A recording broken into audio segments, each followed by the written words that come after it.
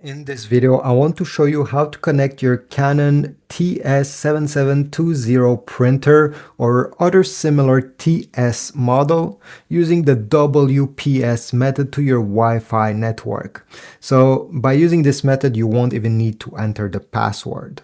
Let's get started right away. So on the display here, press the home button until you see the main display settings. You're going to then press the cogwheel once, select printer settings right over here, then select LAN settings, select Wi-Fi, and then Wi-Fi setup. Finally, we're going to see the WPS push button method. Tap on it. And you're going to see on the display, connect to a wireless router supporting WPS push button method.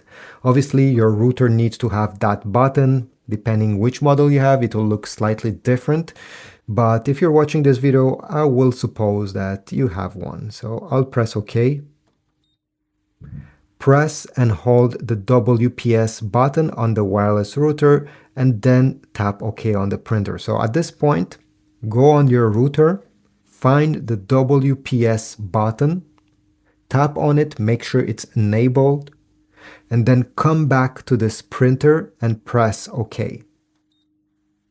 You're going to see connecting to wireless router, and you're going to get connected to wireless router.